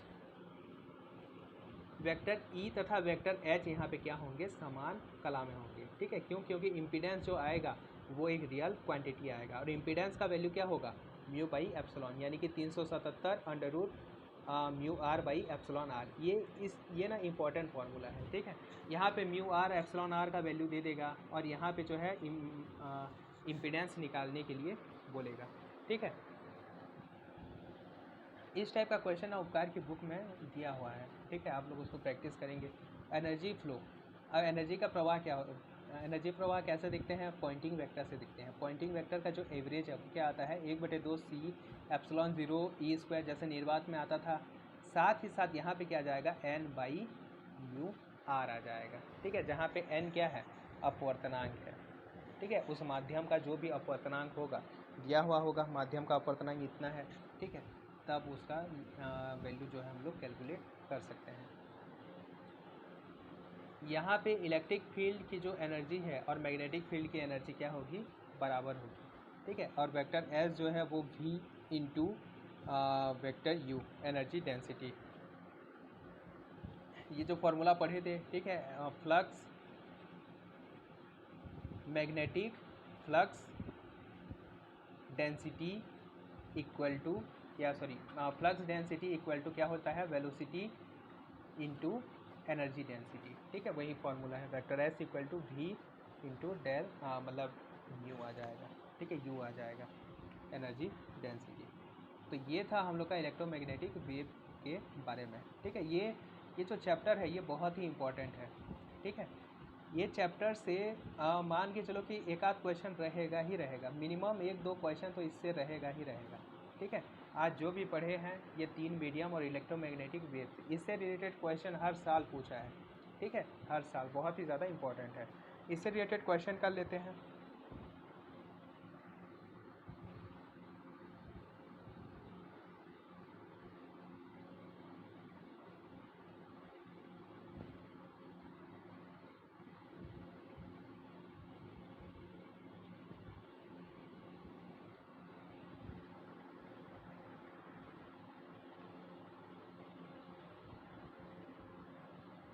U13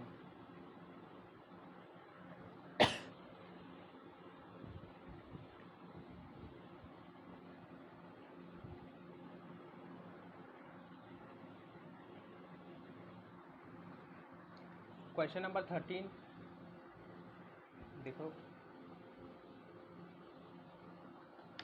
क्या हो जाएगा इसका आंसर।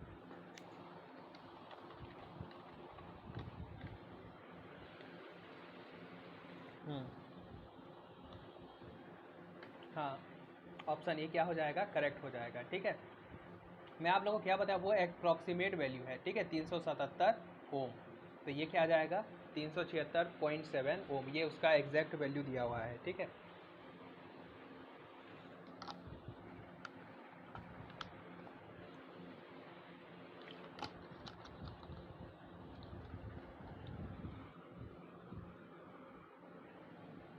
ये क्वेश्चन ना प्रीवियस ईयर में भी आ चुका है, लेकिन प्रीवियस ईयर में क्या दिया था? 120 पाई के टर्म में दिया हुआ है। ठीक है, ये क्वेश्चन ना प्रीवियस ईयर में 2 बार आ चुका है, 2-3 बार आ चुका है। जहाँ तक ये शायद 2019 में आया था, 2013 में आया था। ठीक है, अभी सॉल्व करेंगे ना तब वो देखेंगे। उसके बाद नेक्स्ट क्वेश्चन क्या है? 28 नंबर।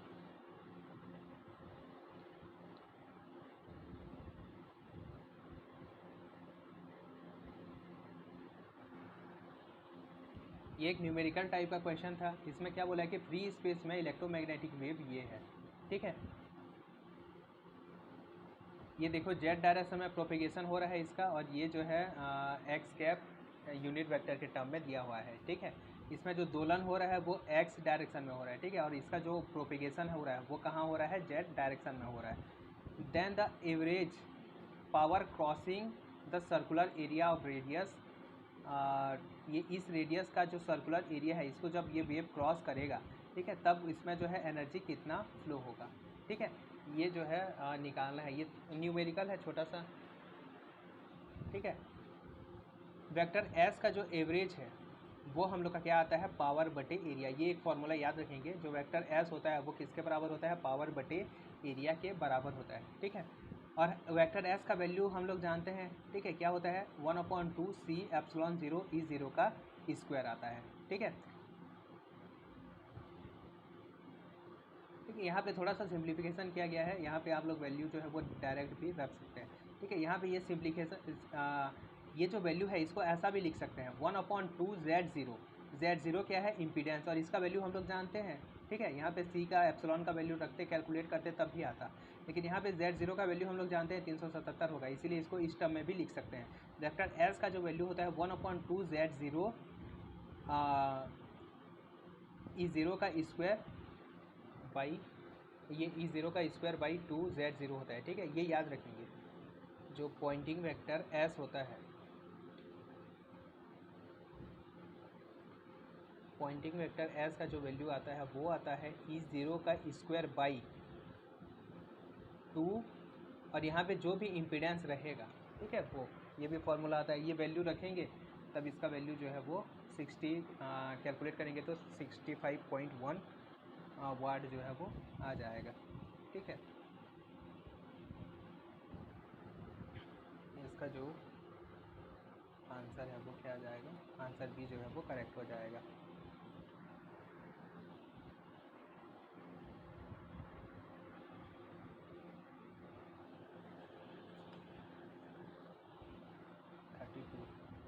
ये जो है क्या बोलते हैं, एन आइसोट्रॉपिक से रिलेटेड क्वेश्चन जो है इसमें दिया गया है, ठीक है, लेकिन उसको अभी छोड़ दिया हूँ, देखेंगे अगर बाद में टाइम मिलेगा तो क्या बोलते हैं, देखेंगे उसको। एन आइसोट्रॉपिक डाइलेक्ट्रिक मीडियम में, ठीक है, जो रिलेटिव परमिटिविटी, इसमें अगर एन आइसोट्रॉपिक दे दिया, ठीक है, तो एन आइसोट्रॉपिक से रिलेटेड जो क्वेश्चन रहेंगे, ठीक है, उसमें जो आंसर आएगा हमेशा जो है वो क्या रहेगा, टेंसर क्वांटिटी में रहेगा। हाँ, ठीक है, जो हम लोग का वेक्टर डी भी है वो भी टेंसर क्वांटिटी रहेगा, ठीक है। ई जो है वो टेंसर क्वांटिटी रहेगा, म्यू जो है वो भी टेंसर क्वांटिटी रहेगा, ये सब चीज़ें जो है वो क्या रहेंगी, टेंसर क्वांटिटी में रहेंगी, ठीक है। U33 the relation between magnetic and electric optical wave propagation quantity is given by, ठीक है। सी का वैल्यू क्या होता है, सी जो है स्पीड ऑफ लाइट है, ऑप्शन बी, सी का वैल्यू क्या होता है 1/√μ0 एप्सिलॉन 0 होता है।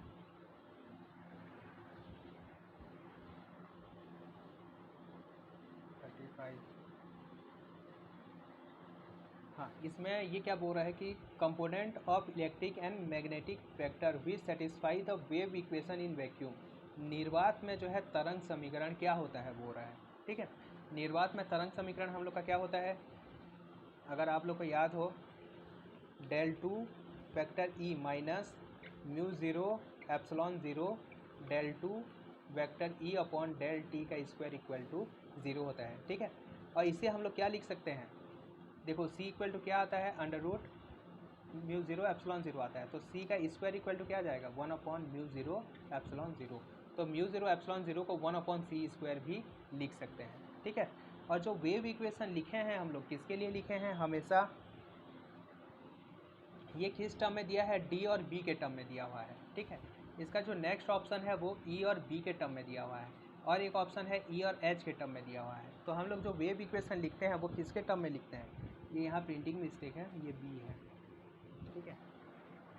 किसके टर्म में लिखते हैं, ई और बी के टर्म में लिखते हैं, ठीक है। हमेशा जो वेव इक्वेशन है हम लोग का जो भी लिखे हैं वो किसके टर्म में, और ये जो इस फॉर्म में रहता है, ठीक है, वो हमेशा ई और बी के लिए ही रहता है, याद रखेंगे।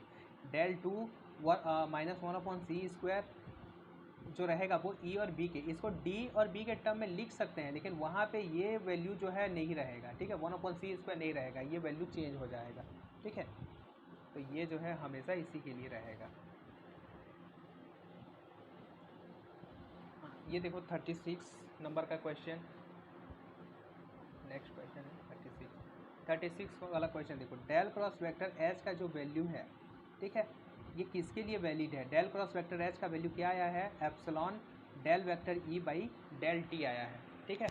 अगर आप लोग को याद होगा ये मैक्सवेल का चौथा इक्वेशन है, और डेल क्रॉस वेक्टर एच में vector J plus epsilon del vector E upon del T होता है, ठीक है। यानी कि यहाँ पे जे का वैल्यू क्या है, 0 है, जे का वैल्यू 0 है, और जे का वैल्यू 0 है यानी सिग्मा का वैल्यू 0 है, और सिग्मा का वैल्यू 0 है यानी कि वो क्या है, डाइलेक्ट्रिक्स है, ठीक है। डाइलेक्ट्रिक्स अब तीनों ऑप्शन में है, ठीक है। अब क्या बोल रहे हैं, ऑप्शन देखो, करंट आर प्रेजेंट, करंट जो है वो एग्जिस्ट करता है, नो करंट इज प्रेजेंट, और time varying current are present, ठीक है।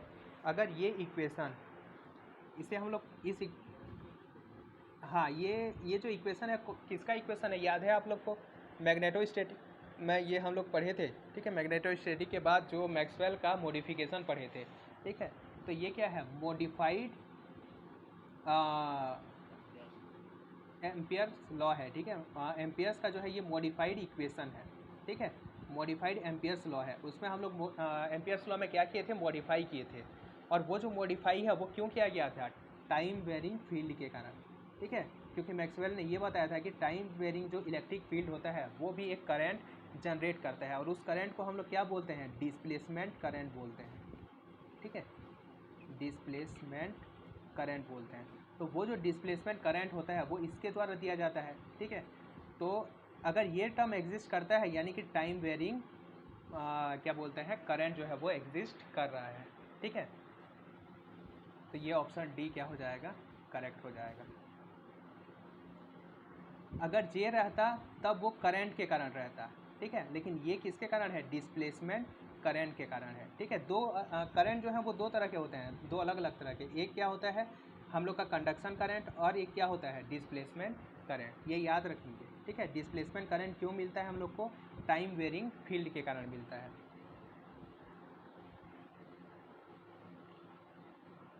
इसके बाद ये जो है एक लंबा सा क्वेश्चन है वेवलेंथ कैलकुलेट करने के लिए, ठीक है। ये कुछ चीज़ें दिया हुआ है, ठीक है। इसको आप लोग सॉल्व करके देखेंगे, सॉल्यूशन दे दिया हूँ। इसके बाद U58,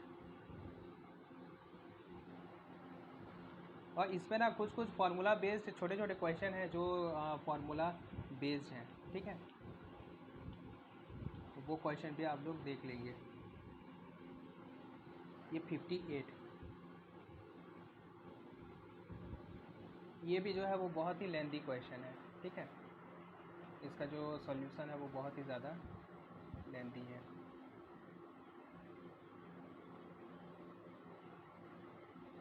ये भी उसी फॉर्मूले से निकालेंगे, Poynting vector into power equal to, Poynting vector equal to क्या होता है? पावर बटे एरिया होता है, ठीक है। तो पावर इक्वल टू क्या आ जाएगा? Poynting vector into area.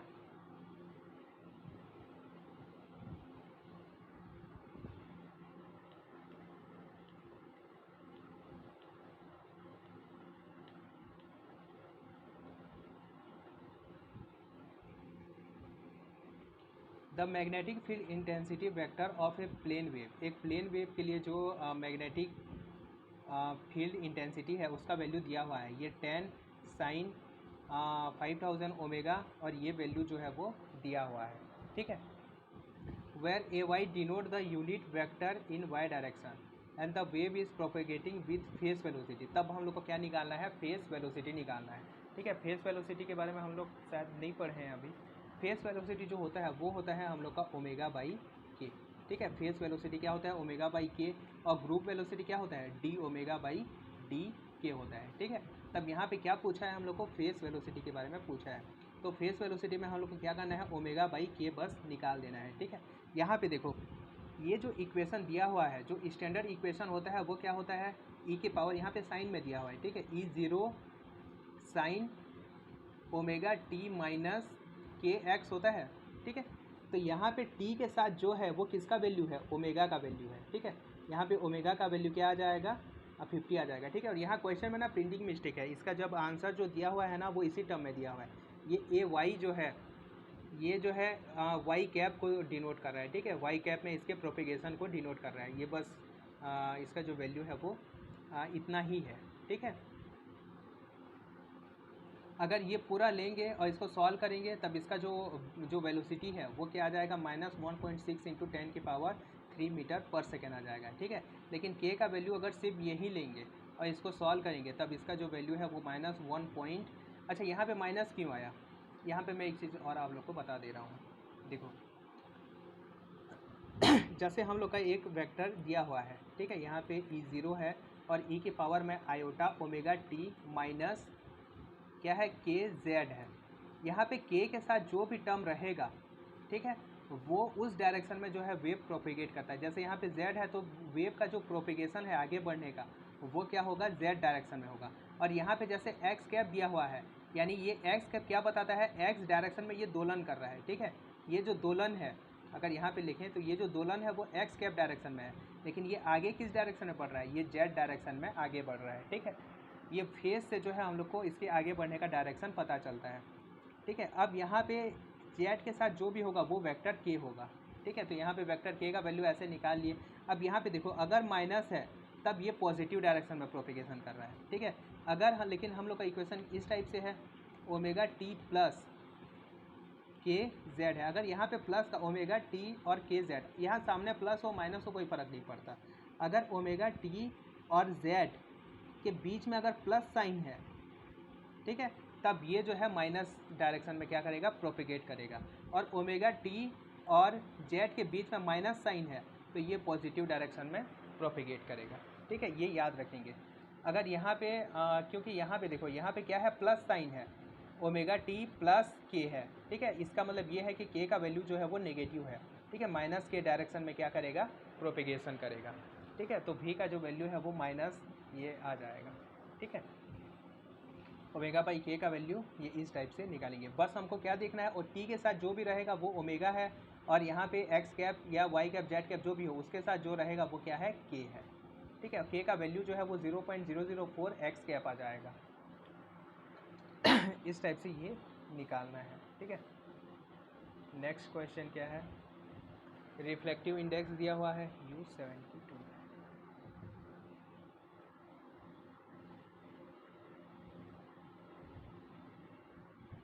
यहाँ पे जो है रिफ्लेक्टिव इंडेक्स जो है वो दे दिया है। ठीक है, और wavelength of beam of light in, ये वेवलेंथ भी जो है वो दे दिया है। ठीक है, assume the velocity of light, और वेलोसिटी का जो लाइट है वो भी क्या कर दिया है, दे दिया है। ठीक है, तब इसमें हम लोग को क्या करना है, इसमें ये क्वेश्चन में ना कुछ प्रिंटिंग मिस्टेक कुछ, इसका जो आंसर आया था वो 2 आया है, लेकिन ये इसका जो है इसमें आ रहा है, अच्छा ये वेलोसिटी आया है। ठीक है, ये भी थोड़ा सा लेंथी क्वेश्चन है। ठीक है, इसको भी छोड़ देना।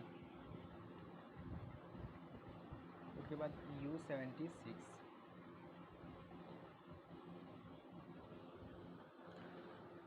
U76 में ये वेक्टर E दिया हुआ है। ठीक है, और ये वेक्टर H दिया हुआ है।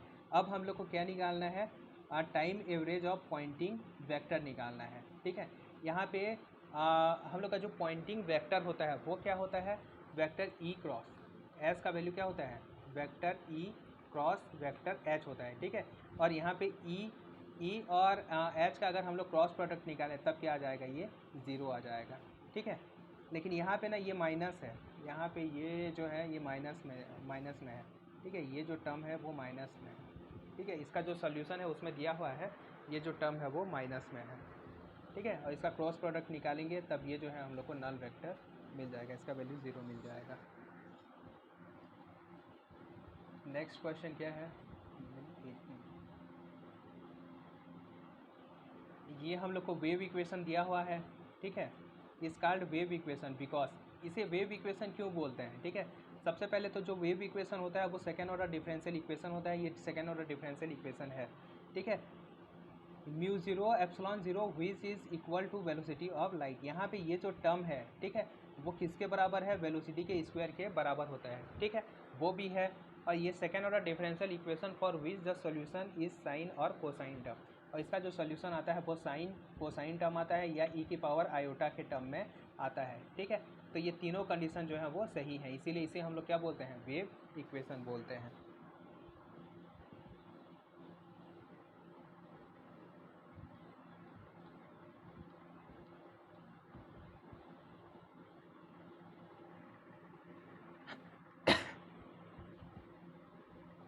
N electromagnetic wave has electric field component along Y direction. देखो एक इलेक्ट्रोमैग्नेटिक वेव है, उसमें जो इलेक्ट्रिक फील्ड का जो कंपोनेंट है, ठीक है, वो किस डायरेक्शन में है, वाई डायरेक्शन में है।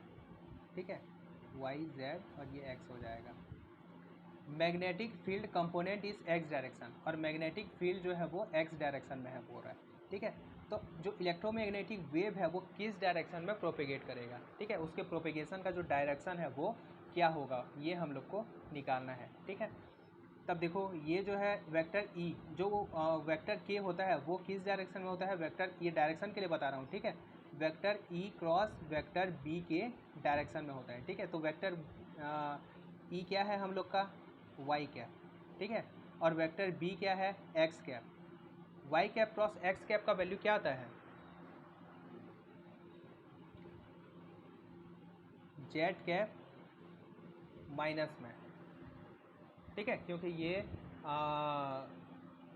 क्या बोलते हैं, दोनों जो है वो साइक्लिक ऑर्डर में नहीं है, यानी कि इसके प्रोपेगेशन का जो डायरेक्शन है वो क्या आ जाएगा, माइनस जेड आ जाएगा, ठीक है। इस टाइप से निकालना है, बी ऑप्शन जो है वो करेक्ट हो जाएगा।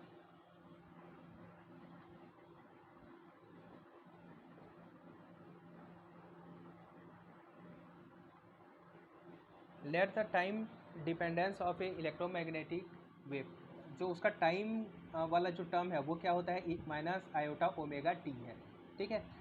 और जो वेव है वो सी ई की पावर आयोटा बी जेड है, ठीक है। ये भी क्या है, माइनस में है। देखो यहाँ पे टाइम वाला टर्म भी क्या है, माइनस में है, और बीटा जेड वाला टर्म भी क्या है, माइनस में है। अगर दोनों को हम लोग साथ में लिखें, देखो उसका सॉल्यूशन, दोनों को अगर हम लोग क्या लिखें, साथ में लिखें, तब ये क्या आ जाएगा, आयोटा माइनस आयोटा कॉमन निकल जाएगा, Z beta plus omega T. यहाँ पे कौन, ओमेगा टी और जेड बीटा के बीच में कौन सा साइन है, प्लस साइन है, यानी प्रोपेगेशन का डायरेक्शन क्या हो जाएगा, माइनस डायरेक्शन में होगा। और यहाँ पे बीटा के साथ जो भी है जेड है, यानी माइनस जेड डायरेक्शन में जो है इसका प्रोपेगेशन होगा, ठीक है। इस टाइप के क्वेश्चन जो है वो पूछ सकता है। तो ये क्या आ जाएगा, माइनस जेड आ जाएगा, यानी बैकवर्ड ट्रेवलिंग, यानी कि अपोजिट डायरेक्शन में जो है वो मोशन कर रहा है। उसके बाद ये देखो यहाँ पे फ्रीक्वेंसी दे दिया गया है, ठीक है। एफ का वैल्यू दिया है, सिग्मा का वैल्यू दिया है, और ई आर का वैल्यू दिया है। और हम लोग को क्या बताना है कि ये इंसुलेटर है, कंडक्टर है, परफेक्ट डाइलेक्ट्रिक है या क्या है, ठीक है। इंसुलेटर के लिए क्या कंडीशन होता है, sigma is less than omega E. Conductor के लिए क्या होता है, sigma is greater than omega epsilon, ठीक है। और डाइलेक्ट्रिक के लिए क्या होता है, सिग्मा इज लगभग जो है वो ओमेगा और एप्सिलॉन के बराबर आना चाहिए, ठीक है। ये कंडीशन चेक कर लेंगे, फ्रीक्वेंसी का वैल्यू रखेंगे, सिग्मा का वैल्यू रखेंगे, और ई आर का वैल्यू, ये ई आर का वैल्यू दिया है, ठीक है। ई इक्वल टू क्या, यहाँ पे क्या आ जाएगा, ओमेगा, ई का वैल्यू क्या आता है, ई आर इंटू एप्सिलॉन 0। ये वैल्यू रखेंगे और इसको सॉल्व करेंगे, ठीक है। कौन से नंबर का क्वेश्चन है, 104, 104 नहीं लिखा है, 104, ठीक है। ई आर का वैल्यू ये होता है, ये वैल्यू रखेंगे, कैलकुलेट करेंगे, इतना आएगा, ठीक है। ये जो है ई ओमेगा इज लेस देन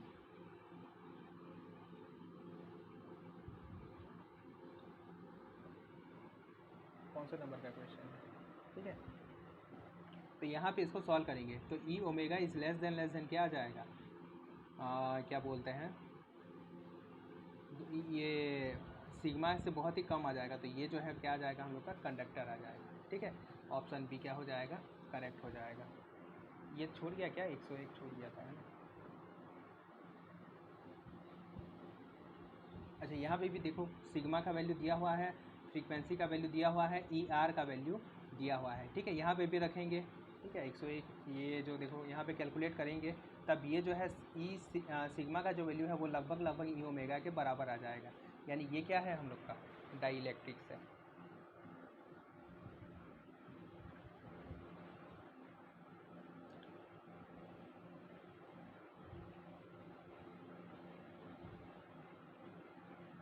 एक 107,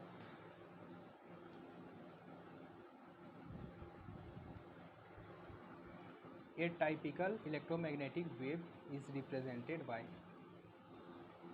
ये जो है इलेक्ट्रोमैग्नेटिक वेव का जो है वो रिप्रेजेंटेशन दिया हुआ है, ठीक है। तो के स्क्वायर का जो वैल्यू होता है वो क्या होता है, के स्क्वायर का वैल्यू क्या होता है, ओमेगा म्यू एप्सिलॉन के बराबर होता है, ठीक है। ये ऑप्शन बी जो है वो करेक्ट हो जाएगा, ठीक है। अभी 15 मिनट का ब्रेक लेते हैं, ठीक है। क्या बोलते हैं, 3:45 को जो है वो क्लास लगेगा। और अभी जो हम लोग पढ़ेंगे ना वो पोलराइजेशन के बारे में पढ़ेंगे, छोटा सा टॉपिक है, ठीक है, आधे घंटे में कंप्लीट हो जाएगा, लेकिन बहुत ही इंपॉर्टेंट टॉपिक है, ठीक है। ये जो पोलराइजेशन है ये बहुत ही इंपॉर्टेंट टॉपिक है, इंपॉर्टेंट और साथ ही साथ क्या है, ईजी है। अगर पोलराइजेशन से रिलेटेड क्वेश्चन आ गया, ठीक है, तो ये देखो ये जो है हम लोग का 2-4 पेज का है। अगर इससे रिलेटेड क्वेश्चन आ गया तो मान के चलो कि इसका जो क्वेश्चन है वो गलत नहीं होगा, ठीक है। ये काफ़ी इजी रहता है, एक ही पेज 2 बार आ गया है, 4 पेज का है, ठीक है। ये जो है बहुत ही ईजी टॉपिक है, और इससे रिलेटेड क्वेश्चन अगर आता है तो कभी भी गलत नहीं होगा, ठीक है। ठीक है, तो अभी 15 मिनट बाद फिर ये टॉपिक को कंप्लीट कर देंगे।